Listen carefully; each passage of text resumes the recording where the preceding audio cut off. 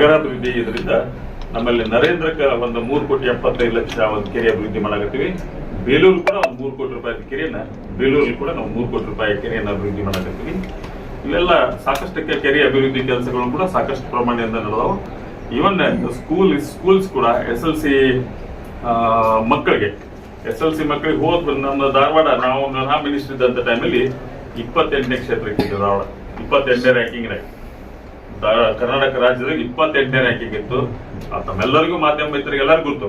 ಅದನ್ನ 6ನೇ ಸ್ಥಾನಕ್ಕೆ ತರುವಂತ ಕೆಲಸ ನನ್ನ ಪತ್ನಿ ನಮ್ಮ ವೈಶುದ್ಧಿ ಫೌಂಡೇಶನ್ ಇಂದ ಇಡೀ ರಾಜ್ಯಕ್ಕೆ ಮಾದರಿಯಾಗುವ ಲೆವೆಲ್ಗೆ ಅವತ್ತಕ್ಕೆ ಒಂದು ಫೌಂಡೇಶನ್ ಕಟ್ಟಿಕೊಂಡು ಆ ಫೌಂಡೇಶನ್ ದರ್ವೊಂದು ಸ್ಕೂಲ್ ಇಡೀ ಜಿಲ್ಲಾ ದರ್ವೊಂದು ಸ್ಕೂಲೂನು ನಮ್ಮ ಗವರ್ಮೆಂಟ್ ಸ್ಕೂಲ್ ಇದ್ದಂತ ವಿದ್ಯಾರ್ಥಿಗಳು ಟ್ರೈನ್ ಅಪ್ ಮಾಡುವಂತ ಕೆಲಸ ಮಾಡದಂತ ನಮ್ಮೆಲ್ಲರೂ ಗಮನಿಸಿ.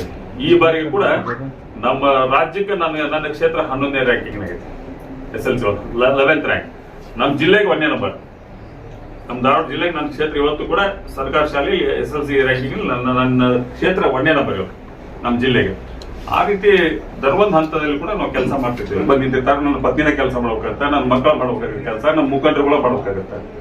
ಅದನ್ನ ಒಂದ್ ಸ್ವಲ್ಪ ನಾವೆಲ್ಲರೂ ಗಮನದಾಗ ಇಟ್ಕೋಬೇಕಂತ ಭಾಳ ಕಳ್ಕಳಿಂದ ವಿನಂತಿ ಮಾಡ್ಕೊಂತೀನಿ. ಯಾಕಂದ್ರೆ ನಾವು ಕಷ್ಟ ಆಗದೇವು, ಕಷ್ಟ ಆಗಿದ್ದವ್ರ ಮ್ಯಾಗ ಇನ್ನೊಟ್ಟು ತುಪ್ಪ ಸೂರುದು ಅದ ಸರಿ ಅನ್ಸಂಗಿಲ್ಲ ಅನ್ನುವಂಥ ಮಾತ್ರ ಹೇಳಕ್ ಇಷ್ಟಪಡ್ತೀನಿ. ಯಾವ ರೀತಿ ನಡೆದೈತಿ ಏನ್ ನಡೆದೈತಿ ಇಡೀ ರಾಜ್ಯಕ್ಕೆ ಗೊತ್ತಿದ್ದು. ಹಿಂದೆ ಬಸವಣ್ಣ ಕಾಲದಾಗೂ ಪಡ್ಡಿ ಮಂಚಾನಗಳಿದ್ರು, ಇವತ್ತು ಅಂತ ಪಡ್ಡಿ ಮಂಚಾನಗಳು ಅದಾರ. ಏನ್ ಮಾಡಕ್ಕಾಗಲ್ಲ, ಬಂದಿದ್ದೇನೆ ಬಸವಣ್ಣನ ಹೆಸರಿನ ಅಳಕಿಲೆ ಬರ್ತದೆ, ಬಸವಣ್ಣನ ಹೆಸರಿನ ಅಳಕಿಲೆ ಬರ್ತದೆ, ಬಸವಣ್ಣರ ಹೆಸರಿನ ಅಳಕಿಲ್ಲ. ಇದನ್ನ ನೆನ್ಪಿಟ್ಕೋಬೇಕಾಗುತ್ತೆ. ಅವತ್ತು ಕೊಂಡಿ ಮಂಚಾನಗಳಿದ್ರು, ಇವತ್ತು ಕೊಂಡಿ ಮಂಚಾನಗಳಿದ್ರ. ಆ ರೀತಿ ನಾ ಮಾಡಿದ ಕೆಲಸ, ನಾ ಕೊಟ್ಟಂತ ಸೇವೆ, ಜನರಿಗೆ ನ್ಯಾಯ ಒದಗಿಸಿಕೊಟ್ಟಂಥದ್ದು ಇವತ್ತು ಈ ಜಿಲ್ಲೆಯ ಜನ ಯಾರು ಬರೆಯಕ್ಕೆ ಸಾಧ್ಯ ಇಲ್ಲ ಅನ್ನುವಂತ ಮಾತ್ರ ಹೇಳಕ್ ಇಷ್ಟಪಡ್ತೇನೆ.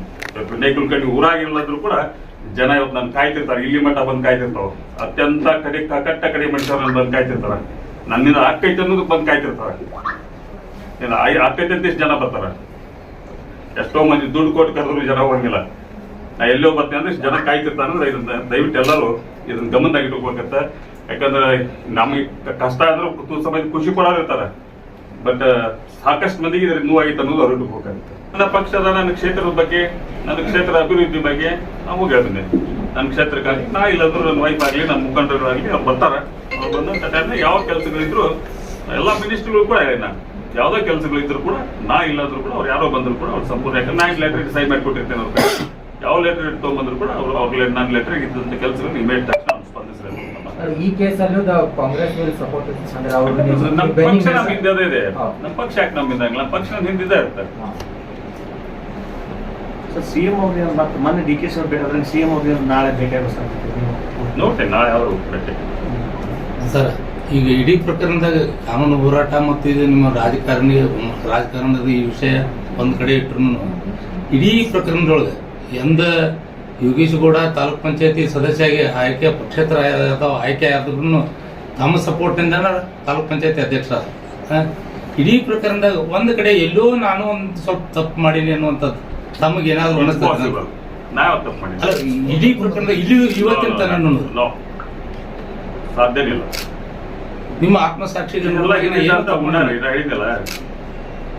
ಇದೆಲ್ಲ ಹುನ್ನಾರ. ವಿನಯ್ ಕುಲಕರ್ಣಿ ಬಹಳ ಫಾಸ್ಟ್ ಆಗಿ ಬೆಳೆಯಕತ್ತಾನ. ವಿನಯ್ ಕುಲಕರ್ಣಿ ಹೆಂಗಾಗಿ ತುಳಿಯೋನು, ಇದನ್ನ ಬಿಟ್ಟರೆ ಬೇರೆ ಏನಿತ್ತಿದ್ರೆ ನಿಮ್ಗೆ ಎಲ್ಲರಿಗೂ ಗೊತ್ತೈತಿ. ಈ ವಿಚಾರ ಏನಾಯ್ತು ನಿಮ್ಗೆ ಎಲ್ಲರಿಗೂ ಗೊತ್ತೈತಿ. ಇಲ್ಲ ಇದ್ದವ್ರ ಮಾಧ್ಯಮದಲ್ಲಿ ಸುಮ್ಮನೆ ನಾನು ಕೇಳ್ತೀರ ಅಷ್ಟೇ. ಅಷ್ಟು ಕ್ಷೇತ್ರ ಜನರಿಗೆ ಏನ್ ಹೇಳಕ್ಕೆ ಮಾಡ್ತೀವಿ? ಯಾಕಂದ್ರೆ ಕಾರ್ಯಕರ್ತರು ಕ್ಷೇತ್ರ ಜನ ನನ್ನ ಸಾಕಷ್ಟು ಇವತ್ತು ಬೆಂಬಲಕ್ಕದಾರ. ಯಾವ ಕ್ಷೇತ್ರ ಜನ ನನ್ನ ಕೈ ಬಿಟ್ಟಿಲ್ಲ. ಯಾಕಂದ್ರೆ ಈ ಕ್ಷೇತ್ರಕ್ಕೆ ಬರ್ದಂಗ ನಾನು ಇಟ್ಟರು ಕೂಡ ಈ ಕ್ಷೇತ್ರಕ್ಕೆ ಬರಕ್ ಬಿಟ್ಟಿಲ್ಲ. ನಾ 5 ವರ್ಷ ಆದ ಕ್ಷೇತ್ರಕ್ಕೆ ಬರ್ಲಿಲ್ಲ ಅಂದ್ರೂ ಜನ ನಾ ಎಲ್ಲೋ ಕೂತ್ರು ಕೂಡ ನನ್ನ ಆಶ್ರಯಿಸಿದ್ರು. ನಾವು ಕ್ಷೇತ್ರಕ್ಕೆ ಬರ್ದಾನೆ MLA ಆದ. ಬಟ್ ಇವತ್ತು ಜನ ಸಂಪೂರ್ಣ ನನ್ನಿಂದ ಅದರ. ಜನ ಯಾರು ಇದ್ದು ಕಣ್ಣ ನೀರು ಹಾಕ್ತಾವ ಪಾಪ. ಅಷ್ಟು ನೀವು ನೋಡ್ತಿರಲ್ಲ, ಕಣ್ಣ ನೀರು ಹಾಕ್ತಿರ್ತಾರ ಅಷ್ಟು. ಈ ಪರಿಸ್ಥಿತಿ ಐತಿ ಇವತ್ತು. ಸರ್, ನೀವು ಇದನ್ನ ಹೇಳಿದ್ರಿ, ಡೆವಲಪ್ಮೆಂಟಲ್ ವರ್ಕ್ಸ್ ಬಗ್ಗೆ ಹೇಳಿದ್ರಿ, ತುಂಬಾ ಡಿಟೇಲ್ ಆಗಿ ಹೇಳಿದ್ರಿ. ರಿಯಾಲಿಟಿ ಬೇರೆ ಇದೆ. ಸುಮ್ಮನೆ ನೀವು ಮೊನ್ನೆ ಮಳೆ ಬಂದ್ರೆ 3 hours ಮಳೆ ಬಂದ್ರೆ ಅದು SDMC ಇರ್ಬೋದು, ನಿಮ್ ಡಿಸ್ಟ್ರಿಕ್ಟ್ ಇನ್ಚಾರ್ಜ್ ಮಿನಿಸ್ಟರ್ ಇರ್ಬೋದು, ಇನ್ನೊಂದಕ್ಕೆ ಬರ್ಬೋದು. ಸಿಟಿ ನೀರು ಬರೋದ ಹವೇಪೇಟೆ ಆ ಇದಕ್ಕೆ. ಆಮೇಲೆ ಬಹಳ ಹಳೆ ಗಟ್ರಗಳು ಆದ್ರೂ ಅವನ್ನೆಲ್ಲ ಹೊಸದಾಗಿ ನಿರ್ಮಾಣ ಕೂಡ ಸಾಕಷ್ಟು ಲೆಂತ್ ಹೋಗಿನಿ. ಆಮೇಲೆ ಲಾಸ್ಟ್ ಇಯರ್ ಇಂದ ನಾ MLA ಆದ ನಂತರ ದರ್ ವರ್ಷ ಏಪ್ರಿಲ್ ಇಂದ ಕಂಪ್ಲೀಟ್ ಡ್ರೈನ್ ಕ್ಲೀನ್ ಅಪ್ ಮಾಡುವಂತ ಸಿಲ್ಟ್ ತೆಗೆಯುವಂತ ಕೆಲಸ ಫಸ್ಟ್ ಟೈಮ್ ಈ ಇತಿಹಾಸದಾಗ ಎಲ್ಲಾ ಸಿಲ್ಟ್ ತೆಗೆಯುವಂತ ಕೆಲಸ ಮಾಡಿದ್ದು ಪ್ರಥಮ ಬಾರಿಗೆ. ಎಲ್ಲಾ ಡ್ರೈನು ಮಳಿ ಸ್ಟಾರ್ಟ್ ಹೋಗಿ ಮೊದಲು ಎಲ್ಲಾ ಸಿಲ್ಟ್ ತೆಗೆಯುವಂತ ಕೆಲಸ ನಾವು ಮಾಡಿದ್ವಿ. ಫಸ್ಟ್ ಟೈಮ್ ಎಷ್ಟೋ ವರ್ಷಕ್ಕೆ ಹಾವೇರಿಪೇಟೆ ಮಂದಿಗೆ ಹೋಗಿ ಕೇಳ್ಬರಿ ಊರ ಅದ್ರೊಳಗೆ ಹಿಟಾಚಿ ಇಳಿಸಿ ಡ್ರೈನ್ ಒಳಗೆ ಕಂಪ್ಲೀಟ್ ಅಷ್ಟು ತೆಗೆಯುವಂತ ಕೆಲಸ ಮಾಡಿ ಫಸ್ಟ್ ನಾ ಮಾಡೋದಂತ. ಆಮೇಲೆ ಒಂದೊಂದ್ಸಲ ಎಕ್ಸೆಸ್ ಮಳೆದಾಗ ನಾವೇನು ಮಾಡಕ್ಕಾಗಲ್ಲ, ನೀವು ಏನ್ ಮಾಡಕ್ಕಾಗಲ್ಲ, ಮೇಲೆ ದೇವ್ರು ಬಂದ್ರು ಏನ್ ಮಾಡಕ್ಕಾಗಲ್ಲ. ಎಕ್ಸೆಸ್ ನಮ್ ಕೆಪಾಸಿಟಿ KMF ಮತ್ತೆ NTTF ಎಲ್ಲ ಸೈಡ್ ಸದ್ಯ ಇದಕ್ಕೆ ಡಿಸ್ಟ್ರಿಕ್ಟ್ ಇಂಚಾರ್ಜ್ ಗಮನಕ್ಕೆ ತರ್ಬೋದು ಅಂತ ನನ್ನ ಇದಷ್ಟೇ. ನಿಮ್ಮ ಅರ್ಥ ನೀವೇ ಕೇಳ್ಬಿಡಲ್ಲ ಡಿಸ್ಟ್ರಿಕ್ಟ್ ಇನ್ಚಾರ್ಜ್ ನಾ ಕೇಳಕ್ಕೆ ಇರಂಗಿಲ್ಲ, ನೀವೇ ಕೇಳ್ಬಿಡಿ. ಸರ್ ಈಗ MG ಬ್ಯಾಂಕ್ ಸರ್ ಈಗ ನಮ್ಮ ವಿಶೇಷವಾಗಿ ಗ್ರಾಮೀಣ ಭಾಗದೊಳಗೆ ಜಾಸ್ತಿ ಶಾಖೆ ಐತೆ. ಜಾಸ್ತಿ ಆಮೇಲೆ ಅವರೆಲ್ಲ ಶಿಫ್ಟ್ ಮಾಡ್ಬೇಕಂತ ಎಲ್ಲ ಶಿಫ್ಟ್ ಮಾಡ್ಬೇಕನ್ನೋ ಪ್ಲಾನ್ ಕೂಡ ಆಗ್ಬಿಟ್ಟಿಲ್ಲ. ಬಳ್ಳಾರಿಗೆ ಆಗಿದೆ. ಒಂದ್ ನಿಮಿಷ ಮೊನ್ನೆ ನಾವು UGDಗೆ ಕಾರ್ಪೊರೇಷನ್ ಅಲ್ಲಿ ಪರ್ಮಿಷನ್ ಅಂದ್ರೆ ಕಾರ್ಪೊರೇಷನ್ ಇಂದ GB ಒಳಗೆ ಪಾಸ್ ಮಾಡಕ್ ಹೋದ್ರು. ಅದಕ್ಕೆ ಎಷ್ಟು ಅಡ್ಡ ಯಾರು ಅವ್ರ ಅಪ್ಪನ ಮನಿ ರೊಕ್ಕ ಕೊಡ್ತಿದ್ರು, ಅದಕ್ಕೇನಾರ ನಾ ಸರ್ಕಾರದಿಂದ ತರತ್ತೇನೆ ರೊಕ್ಕ, ಅವ್ರ ಅಪ್ಪನ ಮನಿ ರೊಕ್ಕ ಏನ್ ಕೊಡತ್ತಿಲ್ಲ. ಬರೀ ಇಲ್ಲಿಂದ ಅಪ್ರೂವ್ ಮಾಡಿ ಸರ್ಕಾರ ಕಳ್ಸಕ್ಕೆ ಇದ್ರ ರೊಕ್ಕ ಅಲ್ಲ, ಅದು ಕಾರ್ಪೊರೇಷನ್ ರೊಕ್ಕ ಕೊಡಲ್ಲ. ನಾ ಸರ್ಕಾರದಿಂದ ದುಡ್ಡು ತರತ್ತೀನಿ. ಇಂಥವಕ್ಕೆಲ್ಲ ಯಾಕೆ ವಿರೋಧ ಮಾಡ್ತಾರ? ಏನ್ GB ಒಳಗೆ ಎಂತ ವಿರೋಧ ನೋಡ್ಬೇಕು ಅದಕ್ಕೆ. ಯಾಕಂದ್ರೆ ನನ್ನ ಬಗ್ಗೆ ಡೆವಲಪ್ಮೆಂಟ್ ನಾ ಮಾಡಿದ ಡೆವಲಪ್ಮೆಂಟ್ ನೀವು ವಿಚಾರ ಮಾಡ್ಕೊಂಡು ಹಿಂದೆ ನಾ ಮಾಡಿದ್ದು, ನಾನು ಡಿಸ್ಟ್ರಿಕ್ಟ್ ಎಕ್ಸಾಮಿನೇಷನ್ ಇದ್ದಾಗ ಕೆಲಸ ಮಾಡಿನಿ ಇರ್ಬೋದು. ನಾ ಸ್ಟೇಟ್ ಫಾರ್ಡ್ ಮಾತಾಡ್ತಿರ್ಬೋದು, ಸ್ವಲ್ಪ ರ್ಯಾಶ್ ಆಗಿ ಮಾತಾಡ್ತಿರ್ಬೋದು, ಇರ್ಬೋದು, ನಾ ಮಾತಾಡಿರ್ಬೋದು. ಯಾವಾಗ ಸತ್ಯ ಇರ್ತೈತೆ ಅದು ನೇರವಾಗಿ ಹೊರಗೆ ಬರ್ತೈತೆ ಅಷ್ಟೇ. ಯಾವತ್ತು ಹಿಂದೆ ಹುನ್ನಾರ ನನ್ನ ಜೀವನದಾಗ ಒಬ್ಬ ಮನುಷ್ಯ ಕೂಡ ಇವತ್ತಿಗೆ ನನ್ನ ಲೈಫ್ನಾಗ ಅನ್ಯಾಯ ಅನ್ನೋದು ಮಾಡಿಲ್ಲ. ನಾನು ನ್ಯಾಯ ಒದಗಿಸ್ಕೊಟ್ಟೆ. ಇಡೀ ಭಾಗದಲ್ಲಿ ಯಾರೋ ನನ್ನ ಹತ್ರ ಅನ್ಯಾಯ ಆಗೈತೆ ಅಂದ್ರೆ ನ್ಯಾಯ ಒದಗಿಸ್ಕೊಡುವಂತ ಕೆಲಸ ಪಡ್ತೀವಿ ಇವತ್ತು ನಾನು. ಬಟ್ ಯಾವತ್ತು ನಾ ಅನ್ಯಾಯ ಹಿಂದಿಂದ ಯಾವುದೋ ಡಬಲ್ ಗೇಮ್ ಮಾಡೋದು, ಯಾರಿಗೋ ಹಿಂದಿಂದ ಇಂಥ ಕೆಲಸ ಲೈಫಲ್ಲಿ ಯಾರಿಗೂ ನಾ ಮಾಡಿಲ್ಲ. ಇದ್ರೆ ಏನಾದ್ರು ನೇರವಾಗಿ ಮುಂದೆ ಮಾತಾಡಿರ್ತಾರೆ ಅಷ್ಟೇ. ಇದನ್ನ ತಾವು ಮಾಧ್ಯಮದವ್ರು ಕೂಡ ಅರ್ಥ ಮಾಡ್ಕೊಳ್ಳಿ. ನಾ ಮಾತಾಡೋವಂಥ ಸ್ವಲ್ಪ ಭಾಷೆ ಇರ್ಬೋದು, ರ್ಯಾಶ್ ಮಾತಾಡ್ತಿರ್ಬೋದು ಕರೆ, ಬಟ್ ಯಾವತ್ತೂ ಹಿಂದಿಂದ ನಾನು ಯಾರಿಗೂ ಅನ್ಯಾಯ ಮಾಡುವಂಥ ಕೆಲಸ ಜೀವನದಲ್ಲೇ ಯಾರಿಗೂ ಮಾಡಲಿ ಅಂತ ತಾವು ಉಲ್ಲೇಖ ಮಾಡ್ಕೊಳ್ತಾರೆ. ಈ ಕೇಸಲ್ಲಿ ನೀವು ಹೊರಗೆ ಬರ್ತೀರಿ ಅಂತ ಅನ್ಸುತ್ತೆ ನಿಮ್ಗೆ?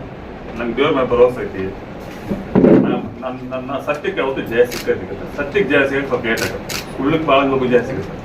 ಸತ್ಯಕ್ಕೆ ಜಯ ಸಿಗೋದು ಸ್ವಲ್ಪ ಟೈಮ್ ಆಗುತ್ತೆ. ಸತ್ಯಕ್ಕೆ ಜಯ ಸಿಗುತ್ತೆ.